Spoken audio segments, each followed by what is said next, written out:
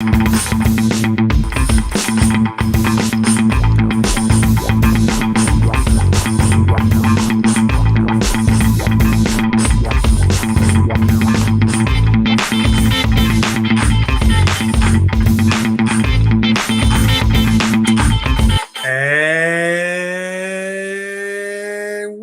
to Education, Leadership, and Beyond, Surviving and Thriving. My name is Andrew Murata, host of the show, and it is show number 214. Welcome to our live audience here on Facebook, proud member of the Education Podcast Network and Voice Ed Radio Canada, iTunes, or wherever you are taking in your podcast. Thanks for tuning in. Thanks for supporting the show. A positive review, a positive comment goes a long way, so that would be helpful if you did enjoy the show. Halvesies Cookies is sponsoring the show. Here they are. Halvesies Cookies, discount code Murata15 will get your discount. And we are going to give today's guest right here. Here they are. I don't want to touch them because he's going to eat them in a little bit. But there's the Halvesies Cookies. They're literally cut in half, nice and thick. And I think we have a Reese's peanut butter here, a little apple cinnamon, and then certainly a double chocolate chip. So Halvesies Cookies, they are a local company, discount code Murata15. You're going to a party this summer, you're going to a graduation party, give them a shot. You'll be happy you did. So check them out and use discount code Murata15. All right, I got my guest live in studio here at the house. We are going to meet Shane Fagan. Shane is a two-time returning person to the show, a great leader in our community, just a great representative of our school district here in Delaware Valley. But man, he just graduated the Naval Academy, just got on a whirlwind trip, and he's back. So he gave us some time here, and I'm grateful for that. We'll bring Shane in just here in a moment.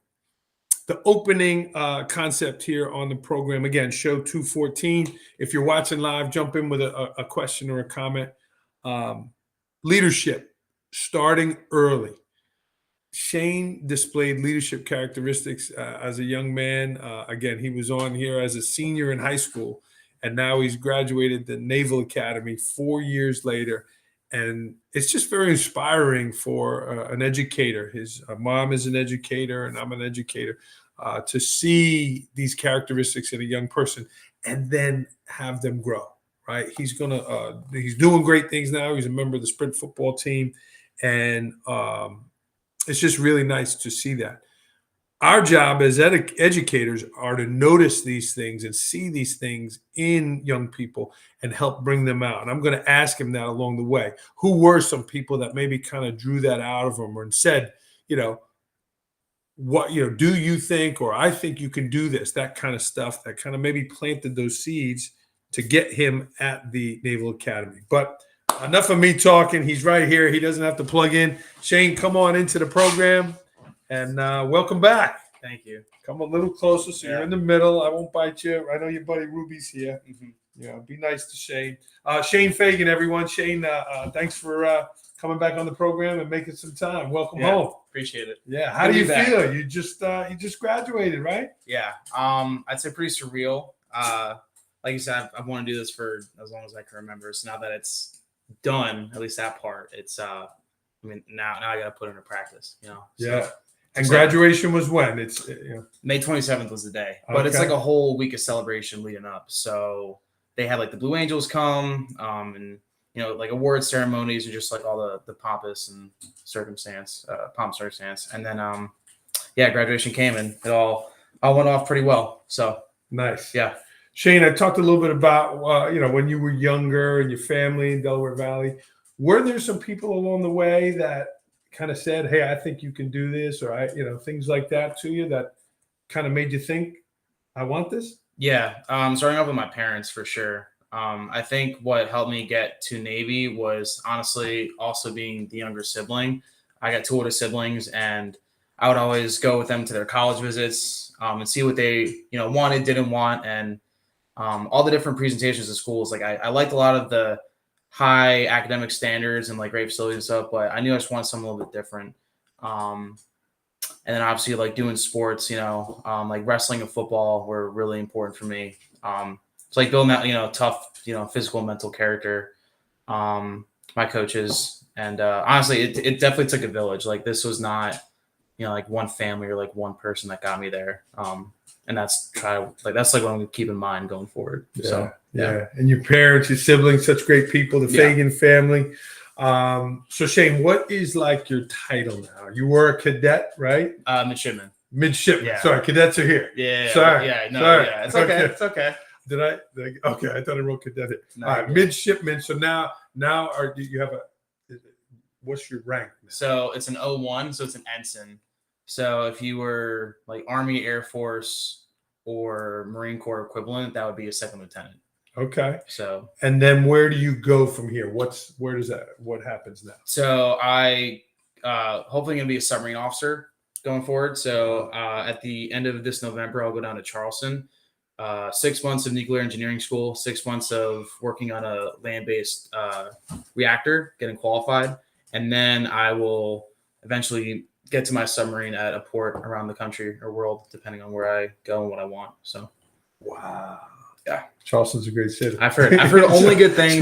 I'm so excited. City. Yeah, definitely got lucky. It's a cool thing. Yeah. So let's talk about your time at the Naval Academy. Diana Bixby, thanks for tuning in. Dr. Bixby. So tell me, I mean, you hear how difficult it is. Yeah. You just went through it. Yeah. What were some of the most challenging things for you? Yeah. I think it was a pattern of like the next thing is the biggest challenge, but what you did before prepared you, if that makes sense. So like, obviously when you get there, it's like plebe summer boot camp, right? So your head's shaved, you're running all around, working out, screaming. But honestly, like you kind of settle in and you get in the rhythm, and once you get through that hump, it's fine. And then freshman year comes and you're, learning that independence, you're away from home. I was playing football and trying to balance all that transition, right? It's tough. But then you get through freshman year, and then sophomore year was like, well, now you're not the center of attention, right? You're not the freshman. Now you have to mentor and, start working on yourself. What do you want to do after you graduate? Then COVID hit, and that was like another out of nowhere. And then even senior year, like coming out of COVID, that was a big transition because like most people were home for COVID online, but we were actually at school in our rooms. So a lot of people point to COVID as like the biggest challenge, but honestly, I think probably the one consistent thing I could say is like physicality. Just like always like struggling with like the confidence of that. Also, like I'm at the Naval Academy, so everyone else is super fit. Like my one roommate's going to be a SEAL. So living with that, like those people are the ones that motivate you just to, it's like be a little bit tougher, be a little bit sharper, especially like physical health is, mental health and all that stuff, it helps you decompress and just, feel good about yourself. And that's one thing I'm trying to take with me, especially from Navy. So, yeah. And it's not like the movie Shane where they're always yelling at you and that kind of stuff. Are there times where you can talk with people and kind of share some of the stuff you're going through? Is there supports there too? Yeah, they do a really good job with that. I'd say a lot of it is honestly just the people too, because we're all going through it together. So I know a lot. It's easier for most people, right, to talk with their peers and stuff like that, especially because at school, like, it's hard to talk to friends from back home because it's just two different experiences. Yeah. And it's not like belittling anything. It's just different, They're out going to keg parties and you're, straight in your room. I frequently, like, I deleted my social media freshman year because I saw like people tailgating, football games, and I'm just in my room doing chemistry on a Sunday. But that was also my choice. Yeah, so like, I'm not feeling bad for myself. It's just like, if I'm going to do this for me, I got to focus on me. But there's services at school, and there's just a lot of great mentors and, people to be around that really help you get through. So, and for the future. And how about something that maybe wasn't that hard? Like, hey, I got through this pretty good. I was ready for this. Yeah, I think getting to know people. I'm a pretty outgoing guy, especially coming from, a small town. Like, I like knowing people who I'm working with. And also through the shared hardship, right? It's real easy just to get close to people and learn a lot about them. Also, going to sleep at the end of the day was not a problem. Not a problem. So, hit the pillow. Yeah. Was there lights out? Was there like a? So that's really more of the summer. Actually, I mean, during the school year, they have like technically bedtime, especially for freshmen. But once you're in upper class, you get a little more freedom and flexibility. Mm-hmm. But personally, like I was never a late night grinder studier. If it wasn't done by like 10 or 11, I'm in bed. And then if anything, I'll wake up like real early in the morning, especially for like a workout or something. Cause I'm definitely an early bird. So I'm with you on that. If you're watching live, jump in, welcome Shane home and leave him a comment or a question. Shane, what was a curveball? What was something there that is kind of like, holy cow? I mean, I guess COVID's easy, but to be a little more unique, I think like the one thing I didn't expect was, I guess I was just pretty naive, honestly. Because it's like do you really want to see the sausage made? And that's like kind of a gross metaphor, but when you peel back the curtain, you look past the brochures and the parades and the uniforms, like when you're in it with the people, it's very easy to forget that like you were that person that people looked up to, and like everyone makes mistakes, and everyone has different motivations and stuff for being there, but it's honestly a lot more. I think I'm more of a realist now than I ever was. Not a pessimist. Nobody likes a cynic, but definitely like being a very optimistic person, but also seeing like not everything's perfect, and that's just like the human condition. Like even as the military is this rigid, inflexible organization, like it's still run and made up by people. So I think that's probably the one thing I didn't expect to be as I guess humanizing. That makes sense. No, absolutely. Yeah. Here's Larry Dake, Dr. Dake, my friend from Binghamton. And it's true, right? You see the inner workings there. You were in the mix. Shane, you're excelling in so many areas, and one of them was football. You remember the sprint football team? You had a very successful time there. Yeah. How big was that in your routine, in your life there? That was huge. My friends joke that's like my personality trait at school.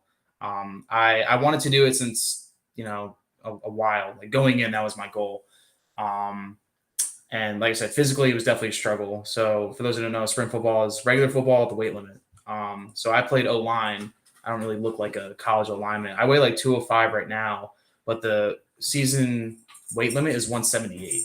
So it's like wrestling and football merged, right? So I would weigh in 2 days before the game at 178, and then I'd be playing the game at like 190, 195. Come on. Yeah. And then it'd just be like this roller coaster of gaining and losing weight. So, right now I'm treating myself and eating well. But that's just part of like that grind and discipline that really made me tougher. And also, like I said, doing it with the guys, right, that you get super close with.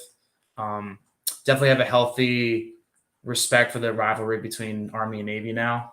Just great competitors, you know what I mean? And it's good to like, those are the games you play for, you know what I mean? Like that's like, those are the moments you want to have, right? Like the challenges to say like, I rose up and I wasn't scared. That sprint football is great. And I'm going to coach this fall before I go. So, and what was your relationship with the Navy football team? Was that something, was there camaraderie there? Not really, actually. We're kind of separate.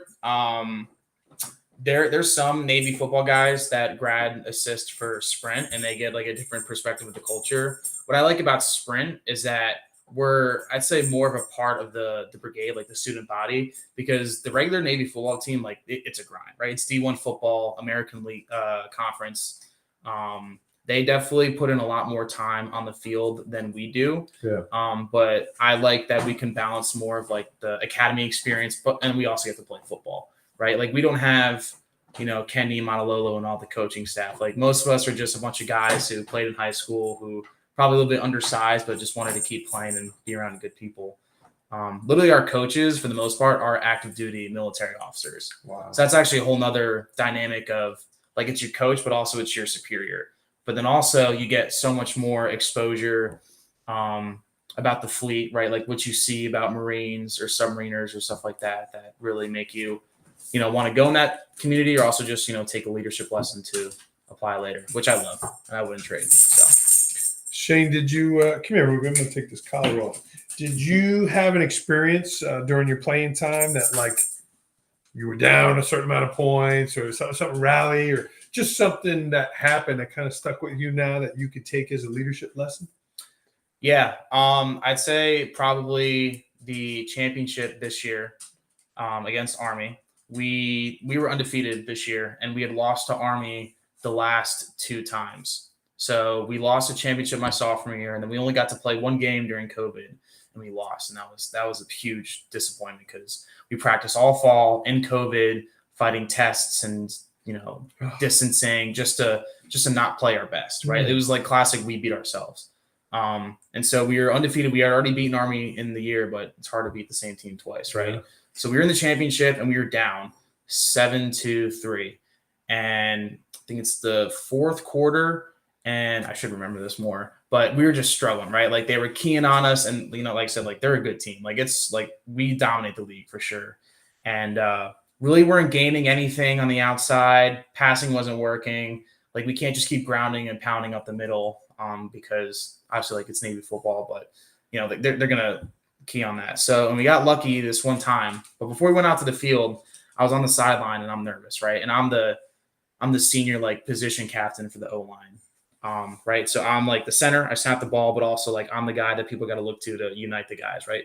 The play starts with us, right? Like I think offensive line, I'm biased, is the most important part of the field, right? On offense. Like I'm snapping it. We push the line of scrimmage back and all that. But, I definitely almost froze. Like I remember not being super confident and, just being nervous, right? Because you wanted it super bad and you just didn't know what was going to happen. But fortunately, like with the guys around us, like we all just started kind of rallying, and that gave me honestly, like the push to be the voice that I needed and should have been. But moments like that were almost like you want to freeze, right? Where you want to hesitate and not act. Like I still think about that a lot because we got lucky. We broke off on like a 40-yard run, scored a touchdown, and then closed out the side. But definitely those moments where like you hesitate and thinking, like that's crucial to leadership and being an officer in general. So I think to experiences like that, where your back's on the wall and you have a really important, potentially accomplishment in front of you that you just have to do, and you can't freeze. So yeah. Well, good for you, Shane. And you'll have that with you the rest of your life that you were a college athlete, and man, that's incredible. Yeah. Shane, we live up here in Northeast Pennsylvania, not far from West Point. Yep. And you look around here, you see a lot of West Point gear, and what made you make the choice to go there to the Naval Academy and not right here in your backyard? Yeah, good question. I'd say first is the opportunities. Like the Navy is the most unique service because they have pilots, they have submariners, they have surface ship officers, they have Marines, right? Those are the big four.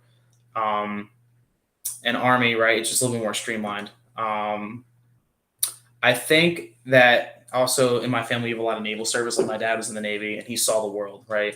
And my mom's dad was in the Navy, and we've had someone serve going back in every generation. I'm pretty sure since the Civil War. That's what I've been told. Yeah, I hope that's true. But I just think just being with the Navy, it's definitely a little bit more technical too.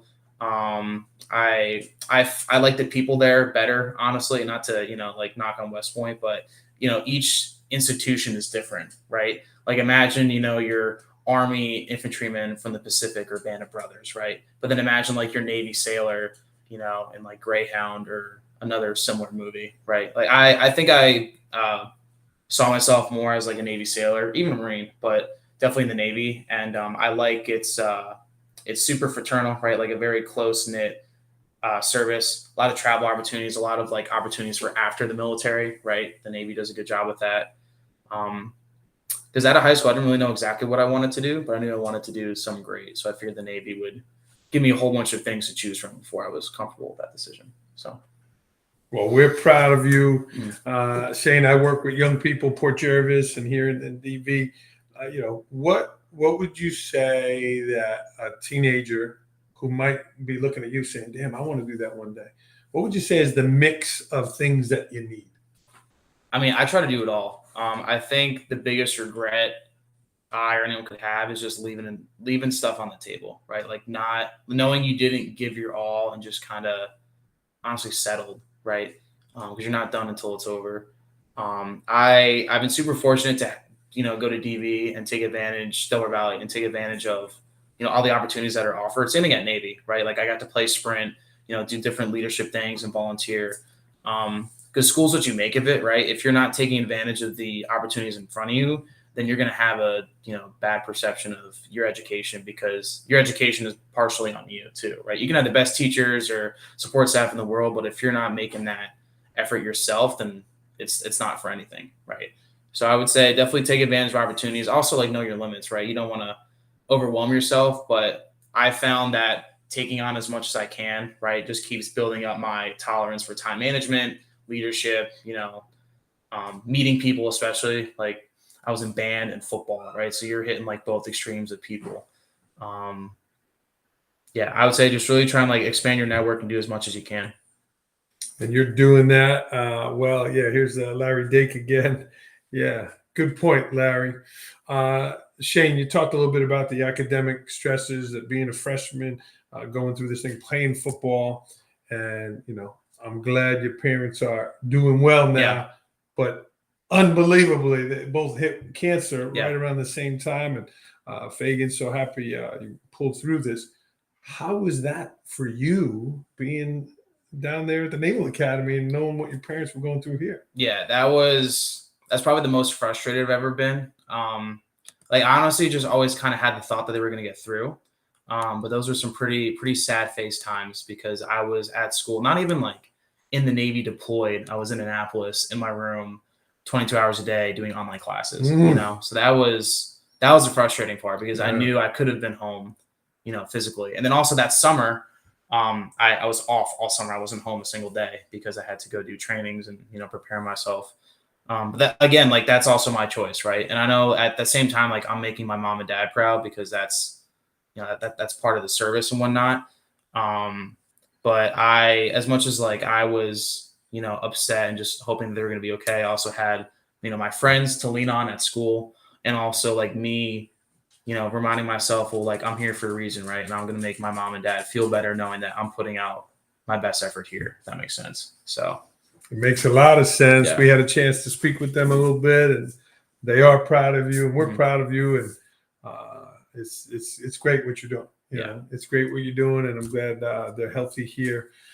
So you are off for a few days now, and then down to Charleston. Yep. Like, have you spent time on a submarine yet? Like, Yes. have you? Yeah. Yeah. So only 5 days underway. So that obviously not like a huge deployment or anything. Yeah. But I think it's enough, obviously, to make my decision. And I've spent a lot of time at school around different submarine officers and enlisted. So I love how tight knit the community is because there's only about like 120, 130 people on a boat. And only about 10% of those are officers. So there's a huge dependence on the people you're working with, right? Yeah. Like, it's not as much about rank as it is about doing your job and being competent, which I love. And super important, right? Like, submarines give us the freedom to do, what we want, like to be able to talk like this and just travel freely because we're, pushing enemy waters and collecting intelligence and doing all those important things that, like, nobody else is going to do, right? Like, if someone's going to do it, I'd like to be a part of that. So there's 120 people, and can they call it a boat? Call it a boat. You call it a boat. That's cool. Yeah, I don't want to get in trouble. No, that's like good lingo. Okay. So yeah. I wrestled, so I don't have a problem, and I was in a locker room, so I don't really have a problem with like personal space and stuff like that. Also, like women are being fully integrated into submarines, so it's definitely like a modernizing Navy, which is great to see. There's just super competent people, like they're so smart. And I think that I'm able to network with a lot of different types of people too, because you have like football players like me potentially, and then you have, like your typical engineers of the world who are just, like so smart for their own good. So I think like that type of people and that type of mission is what, drew me to that. So. And are you days underwater, right? Like you're days, right? Without seeing the sun? Yeah. So when I was on my cruise, which is what I'll call it. Well, the food's the best part. And honestly, when you do sleep, it's super nice because it's always dark because there's always someone sleeping. It's like 3 shifting watch crews. And the air is always blowing to cool the electronics. And like sometimes the waves will rock you a little bit. So you sleep pretty good. But at the end of the day, like when you wake up, you got to go to work because it's only so many people for, a couple $1 billion, warship, right? It's the technology and capabilities are super advanced. Wow. And yeah, no, it's cool. I mean, I obviously I can't, not to be like, oh, I can't talk about it, but I mean, there's some things where like you don't need a picture for, right? Because you just remember them so clearly.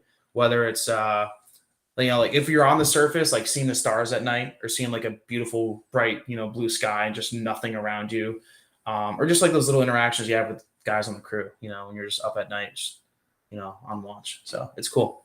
At least for now. I say that now. Yeah, sure. I might be salty in a few years, but. And do you see yourself staying in the naval? Do you see yourself, or do you see yourself going to the private sector? Yeah. So I listened to my initial interview with you, I think twice when I was at school, just like remind myself. Also to humble myself, right? Yeah. And I'll never forget. I said like, yeah, I want to do 20. Like so casual. Like I knew what I was getting into.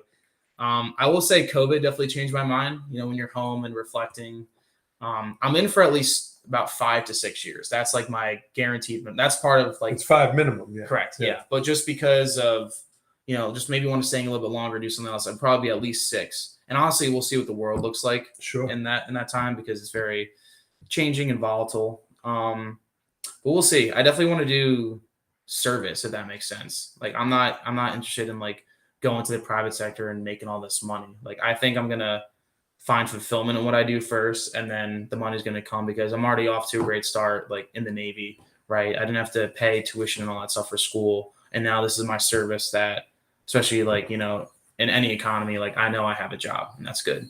So. Shane, was there somebody there at the Naval Academy that you just was like, wow, this person is incredible with their leadership? They took you under their wing. Was there someone that had a great impact on you there? Yeah, I'd say 2 people that come to the top of my mind are Major Mike Copa and Captain Kelly Lang. The major is Marines and the captain is Navy. Both of them are no longer there, unfortunately, because officers rotate, right? Because they have to go back to the fleet and be exceptional there. But what I love about these 2 gentlemen specifically is that neither of them are Naval Academy grads. They both went through separate commissioning sources, and there's definitely a stigma in the fleet about Navy grads thinking they're all that, right? Because they went to the academy. If you've seen Top Gun, when I think it's Val Kilmer is like twirling the pen in the flight brief, and you can see his ring. Like I'm not even wearing mine right now. I'm proud of it, but I don't need to flaunt it, right? Because I'm just a guy, like regardless where you graduate from, you're still a sir and ma'am, right? And I think that these 2 just, great officers in their own regards. They're great speakers. They're very competent. They're caring. Like they take the time to get to know you. And those are, general leadership things. But I think if I could describe it for someone who doesn't know them, imagine like you're just sitting in a room and they walk in and everyone's just kind of silent. Like they take charge of the room when they walk in. And that's like the type of command presence I want to have in the future. And it's not through intimidation. It just knows like, man, the real brass are on deck. That makes sense. So. Did you have some time where you could have coffee with them and like get away from when they're on duty versus you had time to connect with them and really learn about them? Definitely Major Copa. Like I've personally interviewed him for like a ethics class sophomore year, and he was our team's officer rep. So every varsity team on the yard has a fleet officer and then senior enlisted that you can talk to just about their experiences, and they like make sure you're still like an athlete, but still a future naval officer, right? And then Captain Kelly Lang was my battalion officer. So he was in charge of about like 600 to 750 mids over a couple of years. But he'd be the guy, like if I'm walking around, he would stop me. Hey, how you doing? Like he could see if you're down, or just like, he's just that exceptional of a man. Also, he was in charge of Plebe Summer for 2 years. And so I was a detailer. Like I was the one yelling at the freshmen and stuff like that. But he was, reining us in and also reminding us of the mission. And I did get some like one-on-one time with him. And they're both just people I look up to and want to emulate in the future. So. And you'll be doing that for people in your future, because people are looking up to you now. Mm-hmm. Shane, it was awesome to have you on here. I got rapid fire questions. Ruby wants to go for a walk with you. Mm-hmm. But before we get to rapid fire, Shane, was there something that you wanted to talk about or something that you wanted me to ask you that I did not? Not that I can think of. Just, school's cool, I guess. So, yeah. Yeah, man. Where is what are you looking forward to most about being home? Where is it going to be somewhere where you go, or getting the good food, nice bacon, egg, and cheese from Naked Bagel in town, and then some good pizza, and sleeping in my bed. So nice. Well, let's go rapid fire, Shane, and we'll get you on your way. We're so grateful for you to stop by and see us. And again, Dr. Dake here in Binghamton, I concur. Yeah, thank you for doing what you're doing It's inspiring as an educator. So, all right, here we go, Shane. These are rapid fire questions. First thing that comes to your mind. Are you ready? Yes. Yeah, Ruby's So got is your Ruby. Let's do attention. it.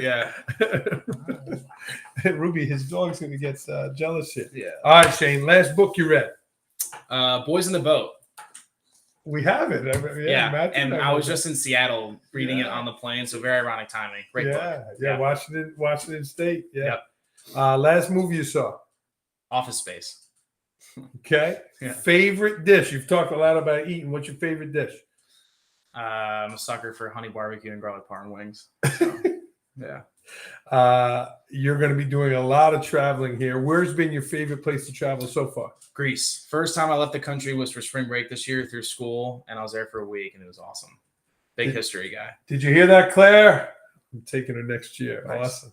Awesome. You're going to love Charleston. Yeah. A journal or a blog you subscribe to? The Economist. Make some money there. No, trying. Got to. Yeah. A good stress reliever, your go-to stress reliever. Probably working out or just calling a friend. A pet peeve of yours. Say dishonesty. You seen some guys get in trouble at the Naval Academy? Yeah, we have an honor concept. West Point has an honor code, so there's a little bit more strict. But with Navy, it's like if you see it, then it's on you to report it because like people make mistakes and all that. But you want to have integrity with the guys and women that you're serving with. So, besides your graduation, give me a recent victory. First adult paycheck. Nice. Oh yeah. Nice. Made the gas pump a lot better. Oh So. my God. The Yeah. gas is killing us. Yeah. At 8 a.m. on Saturday morning, I fill in the blank. Awake. Probably working out, so sweaty. We'll see what happens. I mean, that's sleeping in for you, right? Normally on a weekday, you're up at 5 or you're I'm usually up 6:30 if I'm not working out. If I'm working out, then 5:30. So wow. Yeah. Best purchase under $100 that has had a great impact on your life. Oh, I got a little like phone window mount. So when I'm driving, so I'm not, like looking at my phone and being distracted. And I feel like, one of those Uber drivers just feel very adult-like with it. So if I were to come to a barbecue at the Fagan household and you would say, Andrew, you got to try what would that be? Probably my mom's mac and cheese. And I'll take some of that. That is a shout out. So, yeah. You mentioned the Army-Navy rivalry. How real is So I think Army cares about it a lot more than we do because I think also with, why I want to go Navy, like Annapolis is a beautiful little town and it's right between DC and Baltimore too. So it's a great for exposure and just, getting out of this area a little bit. But it's definitely real. Air Force is just kind of out there, but yeah, we have a good time. Especially this year, we did dominate Army. Most Navy wins over Army in school history. So, what is one thing you're curious about? Being on a submarine for longer than 5 days. I'm curious. So, yeah, hey, we'll find out, and I'll get back to you. So. What is the longest amount of time that's it? So it's nuclear powered. So the only thing that really limits them is food because they have their own water and air. So deployments can be as long as, depending on the boat, like maybe 6 months, maybe pushing 8. Wow. Also depending on like the time and situation in the world, but I can be under for a long time and like they'll surface every so often, but it can be a while. So it's like a little deja vu, you have to, like, you can tell the time of the day just by the meals. So and again, help me put it in perspective, like looking about a football field, like, yeah, how big is the submarine? I think it's just over a football field, probably longer. Because most of it's honestly like the engine and the reactor takes up a lot of space. The berthing and like the galley and stuff is in the middle, and then like navigation, all that fun stuff you see on TV is in the front. So it's tiny. Cool stuff. There's man. Levels too. Cool stuff. Something about Shane Fagan that people don't know about. I used to play the trumpet, starting 4th grade all the way after high school. That was one of my favorite things I've ever done, and I definitely miss it. So this is a new question. It wasn't on the list. Okay. 2 words that best describe you. Beat Army. That's too easy. Yeah, I'd say, or actual words, I'd say like ginger and then quirky. I don't know. I don't know if my mom will like that, but it's me. So You'll work the stash in there. that's too. right. Top Gun Maverick. Go see it. Shane, and then you're going back in. You're going to be down there. But if a student, if someone wanted to be in touch with you, what would be? How could people get in touch with you? I mean, social media. I'm all public on. I got nothing to hide, and I think I'm pretty funny. But also just like text, email, and I can get that to you to push out. But yeah, Okay. I'm an open book. Is there a quote, Shane, you want to end us on? Yeah, sprint quote. It's the legacy is not ours, but ours to uphold. And it's on the shirt too. Not this one I'm wearing, but that's the whole idea of, stewardship and, thinking of the people that were in your shoes before, right? Not want to let them down and make it better than they found it. So the legacy is not ours, but ours to uphold. yes, sir. Wow. Live and die by that. And is that like Naval sprint football? Is that a... Yeah, I think so. I mean, it's probably somewhere else too. I don't think you got to reinvent the wheel. I like it. Yeah. Cool. This is Shane Fagan, everybody. I appreciate him tuning in or coming by. He's only home for a short time, and he came to see us again. And thanks for sharing your boy here with us. Shane, we're proud of you, and know that you're already making an impact on not only your community but the world. So thank you. We're proud of you. I'm about to crush these cookies though. We're going to get some Havesies cookies. We might heat them up here, but we'll bring them home. Order yours, havesiescookies.com. Yeah. Also, one more quote for Mr. Dake, who's watching, because he said about the sausage. I'm a big Patriots fan, and maybe Saban said it or Bill Belichick said it. I know it's random, but he said if you want everyone to like you, go sell ice cream. That's a good leadership quote too. Not everything's gonna be popular, so that is true. Shane Fagan, everyone, here on Education, Leadership, and Beyond. If I could help you in any way, don't hesitate to reach out at Andrew Murata 21. For all you education leaders that are watching, it's kids like this that we got to continue to cultivate, continue to push, and this guy's doing it. So proud of you, Shane, and thanks for coming back here. Thanks for having me. We are going to sign off here on Education, Leadership, and Beyond. We'll get the sound going one more time. I cut you off.